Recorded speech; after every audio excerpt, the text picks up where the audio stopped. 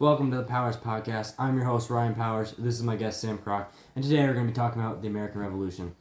There are three major reasons on why the revolution happened. The first one is taxation without representation.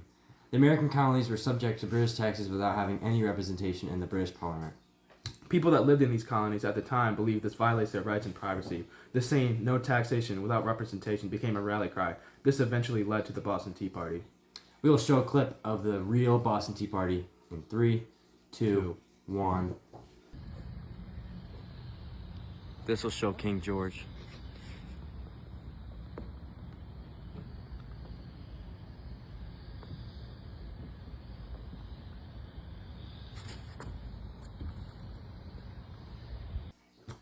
As you can see in the video, the Boston Tea Party was a political and mercantile protest where these protesters threw over 342 chests of tea, which was approximately $1.7 million. These protests resulted in the Intolerable Acts. The Intolerable Acts were a series of laws passed by the British Parliament in 1774 to punish the American colonies for the Boston Tea Party.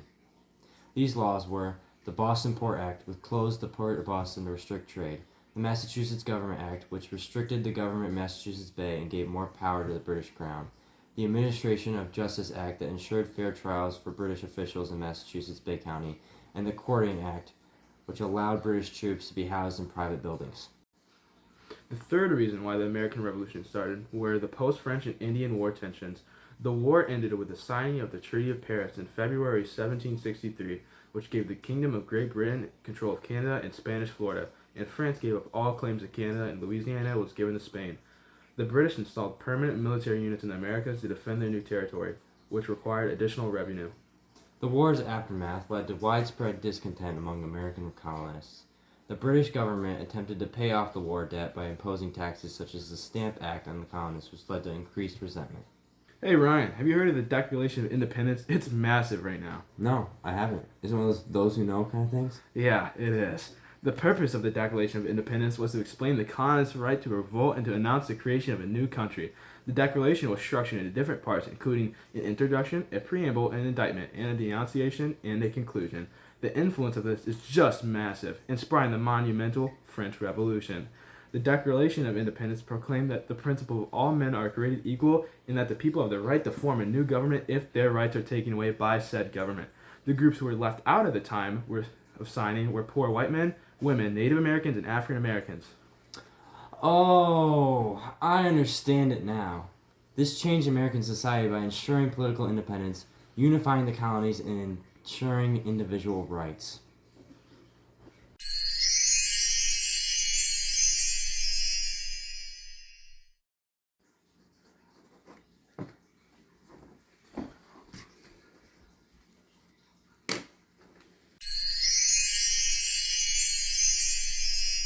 The U.S. Constitution, ratified in 1787, is the supreme law of the United States, establishing the framework for the federal government and outlining of the rights of its citizens. It is structured into a preamble and 7 articles followed by 27 amendments. The Constitution protects the rights of individuals and limits the power of those who would take liberty from them. For example, the Fifth Amendment protects citizens from self-incrimination and cruel and unusual punishment. The people who were left out of the Constitution were also poor white men, African Americans, and Native Americans. The Bill of Rights is the first 10 amendments in the United States Constitution, which guarantees civil rights and liberties to the people.